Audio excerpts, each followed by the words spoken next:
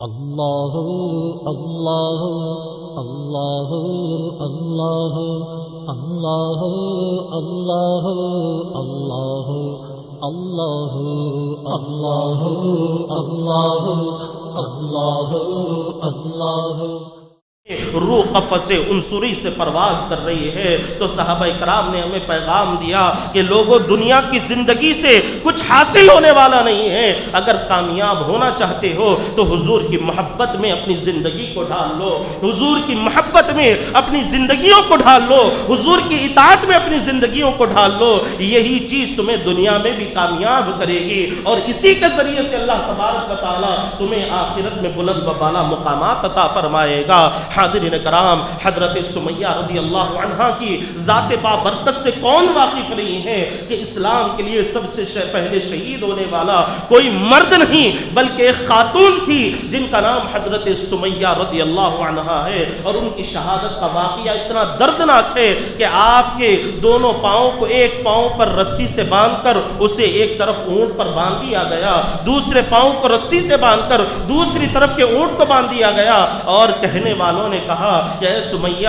اگر جان کی بخشش پانا چاہتی ہے تو اسلام کو چھوڑ دے، محمد الرسول اللہ کے لائے ہوئے ایمان دین کو چھوڑ دے تو تیری جان بخشی جائے گی۔ لیکن حضرت سمیہ کی محبت پر قربان جائے کہ حضرت سمیہ رضی اللہ عنہا نے کہا کہ اے ابو جہل جان لینا ہے تو لے لے، لیکن میں محمد الرسول اللہ کے دامن کو چھوڑنے کے لیے تیار نہیں، میں ان کے لائے ہوئے دین کو چھوڑنے کے لیے تیار نہیں۔ چنانچہ ابو جہل نے جب اونٹوں کو دوڑایا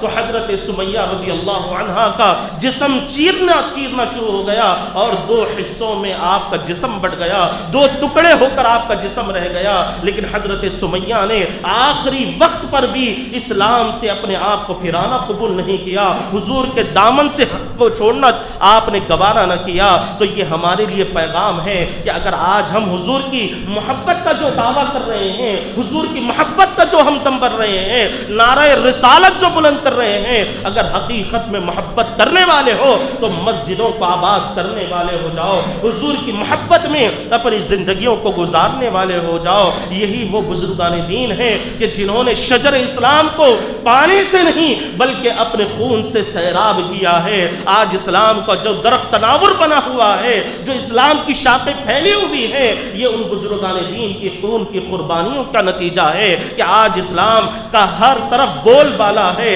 دنیا کے کونے کونے میں لا الہ الا اللہ محمد الرسول اللہ کی جو صدائیں گونج رہی ہیں، یہ بزرگان دین ہی کی قربانیوں کا صدقہ ہے، انہی کی شہادتوں کا صدقہ ہے کہ آج اسلام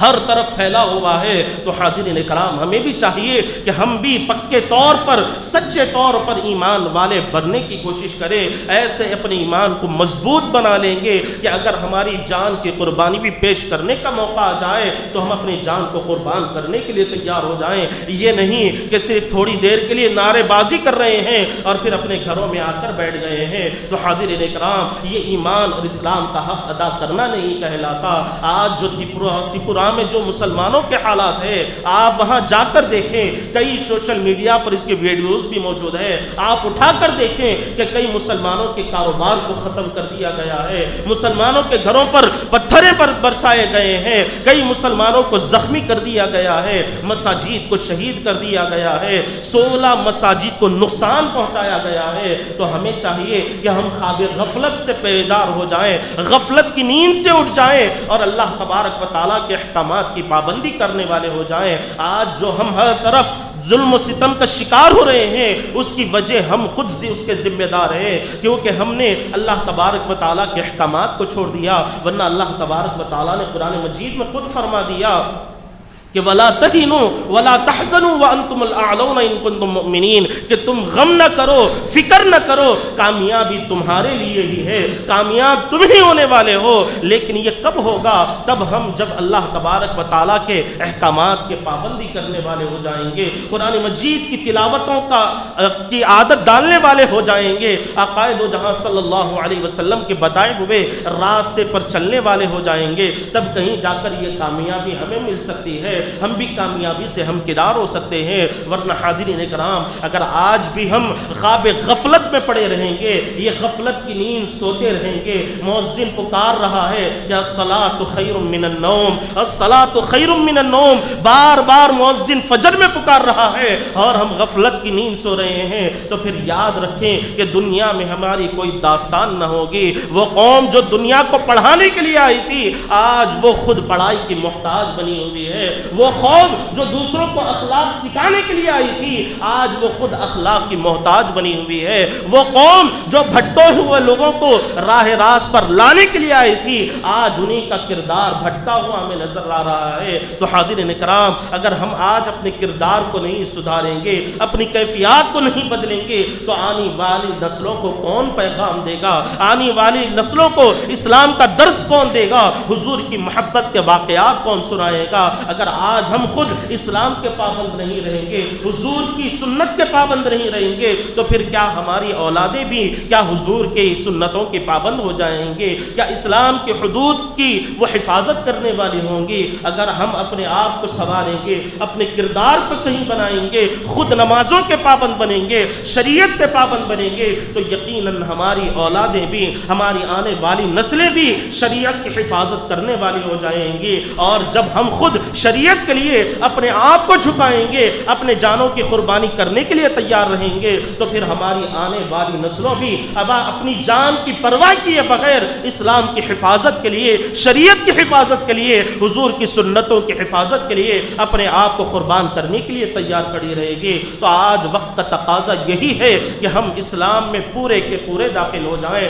جس طرح اللہ تبارک و تعالیٰ کا حکم ہے کہ یا ایھا الذین آمنوا ادخلوا فی السلم کافہ، کہ اے ایمان والو تم پورے کے پورے اسلام میں داخل ہو جاؤ، پورے کے پورے اسلام میں داخل ہو جاؤ۔ یہ اللہ تبارک و تعالیٰ ہم گنہگاروں سے ایسے محبت والے انداز میں اللہ تبارک و تعالیٰ ہم سے خطاب فرما رہے ہیں کہ یا ایھا الذین آمنوا، یہ اتنا پیارا لفظ ہے کہ اللہ تبارک و تعالیٰ پچھلے قوموں کی امت کے جو انبیاء اکرام ہوا کرتے تھے، ان سے اللہ تبارک و تعالیٰ اس لقب سے خطاب فرمایا کرتے تھے، اور حضور پاک علیہ السلام کے صدقے میں اللہ تبارک و تعالیٰ ہم گنہگاروں سے ایسے محبت بھرے انداز میں، ایسے محبت بھرے لفظ کے ساتھ اللہ تبارک و تعالیٰ خطاب فرما رہے ہیں کہ یا ایھا الذین آمنوا، اے ایمان والو، ادخلوا فی السلم کافہ، کہ پورے کے پورے اسلام میں داخل ہو جاؤ، ولا تتبعوا خطوات الشیطان، کہ شیطان کے نقش قدم پر نہ چلو، انہ لکم عدو مبین، کہ بے شک وہ تمہارا کھلا دشمن ہے۔ تو حاضرین اکرام، ان تمام باتوں کے بیان کرنے کا مقصد یہی ہے، خلاصہ کلام یہی ہے کہ ہم پورے کے پورے اسلام میں داخل ہو جائیں، شریعت کے پابند ہو جائیں، نمازوں کی پابندی کرنے والے ہو جائیں، 5 وقتہ نمازیں جماعتوں کے ساتھ ادا کرنے کی کوشش کریں۔ یاد رکھیں کہ اگر ہم مسجدوں کو آباد رکھیں گے تو کوئی ہماری مسجد کی طرف نظر اٹھا کر دیکھنے کی ہمت نہیں کرے گا۔ اگر ہم مسجدوں کو ویران کر دیں گے، مسجد میں جا کر نماز ادا نہیں کریں گے، نماز پڑھنے سے غفلت برتیں گے، تو پھر ہر کوئی ہمارے سے مقابلہ کرنے کے لیے آ جائے گا، ہمیں آنکھ دکھانے کے لیے تیار ہو جائے گا۔ جو لوگ ہمیشہ اللہ تبارک و تعالیٰ کی بارگاہ میں جھکا کرتے ہیں، اس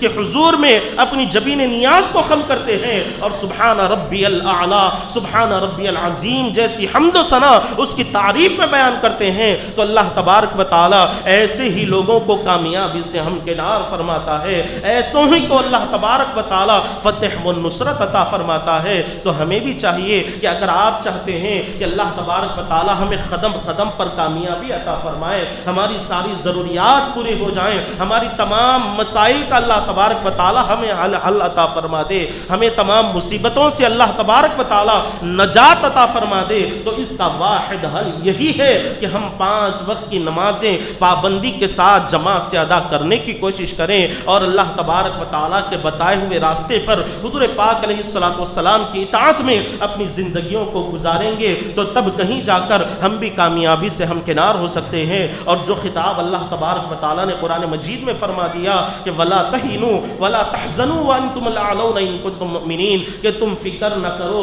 غم نہ کرو، کامیابی تمہیں ہی ملنے والی ہے۔ ایمان والوں کو اللہ تبارک و تعالیٰ کامیابی عطا فرمائے گا۔ تو پہلے ہمیں مکمل طور پر ایمان والا بننے کی ضرورت ہے، صحیح طور پر ہمیں مسلمان بننے کی ضرورت ہے، ہمیں اپنے اخلاق کو سدھارنے کی ضرورت ہے۔ آج ہمارے اخلاق اتنے بگڑے ہوئے ہیں کہ چھوٹے سے چھوٹے بچے کو اگر لے لیں گے تو وہ پورے خاندان کو گننے کی تک اس کے اندر صلاحیت موجود ہے۔ بڑی اچھی اچھی گالیاں بچے دے رہے ہیں، تو یہ والدین کی ذمہ داری ہے کہ اپنے بچوں کے اخلاق کو سدھاریں، خود پہلے اپنے اخلاق کو سدھاریں۔ بچوں کے سامنے بد اخلاقی کرنے سے اپنے آپ کو بچائیں گے تو پھر بچوں کے اندر بھی وہی کیفیات پیدا ہوں گی۔ اگر ہم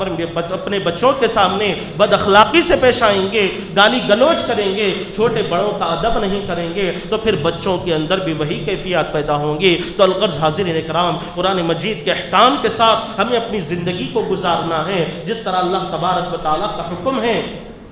کہ یا ایھا الذین آمنوا ادخلوا فی السلم کافہ، کہ اے ایمان والو تم پورے کے پورے اسلام میں داخل ہو جاؤ۔ تو ہمیں بھی چاہیے کہ ہم صحیح طور پر، پکے طور پر مسلمان بننے کی کوشش کریں، حضور پاک صلی اللہ علیہ وسلم کے سچے عاشق صادق بننے کی کوشش کریں گے تو یقیناً پھر اللہ تبارک و تعالیٰ اس کی برکتوں سے نہ صرف ہماری زندگی کو اللہ تبارک و تعالیٰ کامیاب فرمائے گا، بلکہ اس کی برکتوں سے اللہ تبارک و تعالیٰ ہماری آنے والی نسلوں کو بھی اللہ تبارک و تعالیٰ صراط مستقیم پر گامزن رکھے گا۔ حضور کا انہیں بھی سچا عاشق صادق اللہ تبارک و تعالیٰ بنائے گا۔ آخر میں دعا ہے کہ جو کچھ کہا گیا، جو کچھ سنا گیا، اس پر اللہ تبارک و تعالیٰ ہم تمام کو عمل کرنے کی توفیق عطا فرمائے، اور ہم تمام کو اللہ تبارک و تعالیٰ پورا کا پورا اسلام میں داخل فرما دے۔ صحیح طور پر ہمیں اللہ تبارک و تعالیٰ مسلمان بننے کی توفیق عطا فرمائے، حضور پاک علیہ الصلوۃ والسلام کا غلام اور امتی بننے کی توفیق عطا فرمائے۔ وآخر دعوانا الحمد للہ رب العالمین۔